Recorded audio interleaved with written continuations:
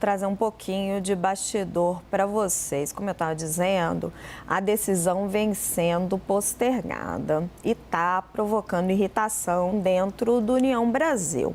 Para tentar acalmar os ânimos, conter o que o ministro Padilha chama de tensão pré-ministerial, ele usou essa expressão na reunião com a União Brasil, o presidente Lula deve fazer um afago ao partido na visita que vai fazer ao Pará. Ele pretende fazer um gesto ao deputado Celso Sabino, que estará lá, é paraense, e Lula pretende ali fazer um agrado para ele, uma manifestação durante a viagem, mas vai ainda segurar um tempinho para anunciar a nomeação. Padilha havia prometido aos parlamentares que ia fazer isso em 7 dias, que sairia antes da viagem do presidente, mas não vai, por alguns motivos. Primeiro, o governo está buscando acomodar as demandas de Vaguinho, o marido de Daniela. Ele está buscando recursos para a saúde de Belford Roxo, está buscando aí a gestão de hospitais federais por lá, quer se tornar uma grande liderança na região e, por isso, quer contar com recursos da União. O governo está tentando atender e também toda esta costura. O governo quer garantir que a troca de Sabino não traga apenas os votos do União Brasil, mas também, de alguma forma, resolva a situação com o PP e com republicanos. Os 3 partidos também têm passado essa sinalização para o governo de que não adianta negociar com apenas um. É preciso falar com os 3. O presidente da Câmara, Arthur Lira, esteve ontem com o ministro da Casa Civil, Rui Costa, e hoje com o presidente Lula.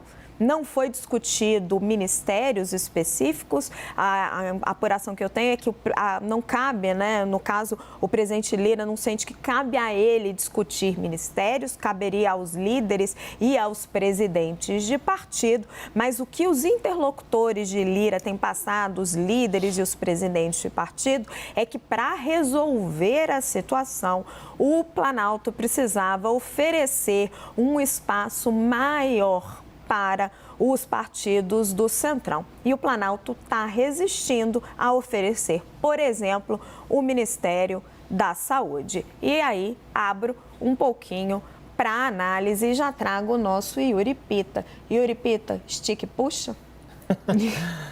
É um pouquinho, né? Quando o ministro Alexandre Padilha fala que não tem data, né, para ter essa troca e tem ali um pouco ainda dessas questões a serem resolvidas, até para criar um pouquinho mais de relação, né, do deputado Celso Sabino, ainda deputado, mas todo mundo já tratando como futuro ministro, com o próprio governo, né? Chegar ali justamente para não ter, e não se espera que tenha o mesmo problema que Daniela Carneiro teve. Não só era uma figura nova ali, não tão nova, porque no segundo turno já estava ali ajudando a campanha, mas relativamente nova nessa relação com o núcleo do governo Lula, mas que consiga trazer os resultados que o governo espera depois. Essa é a grande questão. Toda essa história, no fim das contas, é um grande atestado de que houve um erro muito grande na composição, no desenho do governo, da esplanada dos ministérios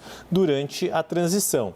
Pode-se alegar que isso foi em função de necessidade de se negociar a PEC da transição naquele momento, ou porque havia ali uma leitura não muito precisa de como seria o novo Congresso, e aí inclusive nós jornalistas que num primeiro momento, depois da eleição de 2022, víamos um Senado mais hostil do que a Câmara ao futuro governo, e no fim das contas acabou se revelando o contrário, né, Sila?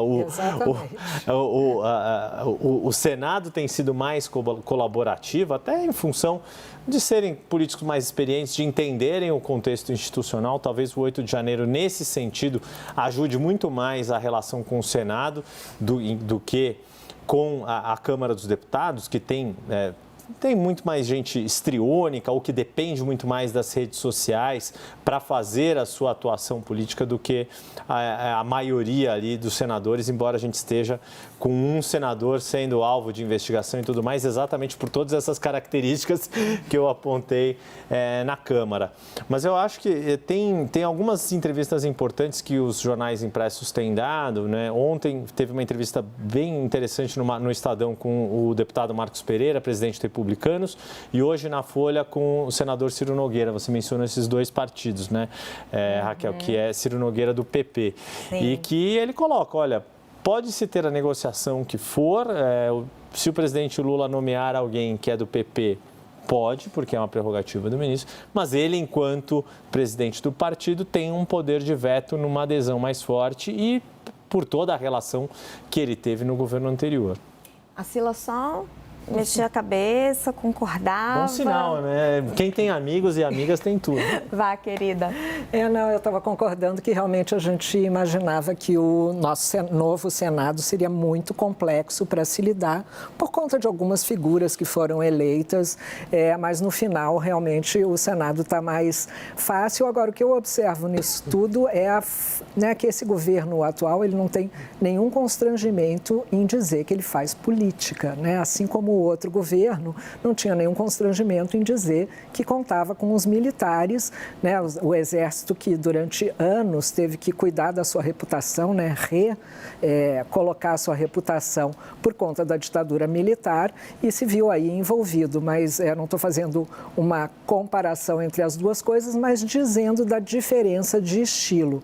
E aí a gente vê aí o presidente Lula e o próprio governo sentando de novo com Arthur Lira, né, que as pessoas olham e dizem, nossa, eles nunca vão se entender. Não é isso, é um governo que faz política, né? Então, a gente vê nisso tudo essa falta de constrangimento de dizer assim, estamos fazendo política, sim, podem indicar, vamos readequar tudo, os nomes talvez não tivessem sido os melhores, então a gente vai recompor. E acho que a estadia do presidente Lula aqui no Brasil nesses últimos tempos também ajudou a colocar isso tudo na pauta para que seja resolvido, não seja empurrado, porque, de fato, a relação com o Congresso ela é fundamental. Luciana, na sua avaliação, por que o Lula está ganhando tempo? Porque os deputados do União Brasil tinham recebido a primeira informação, nomeação do Celso Sabino seria terça-feira desta semana. Marcaram até um jantar para comemorar. Não rolou. Padilha chega no jantar para o qual chegou a ser desconvidado e diz, preciso de 7 dias. Agora já vem a informação, não, gente, olha, o presidente Lula só consegue fazer essa nomeação depois que voltar da Europa, mas vai dar um tapinha nas costas do Celso Sabino no fim de semana lá no Pará. Por que o Lula está ganhando tempo? Raquel, o Lula está ganhando tempo porque ele precisa equacionar o PT do Rio de Janeiro. Por quê?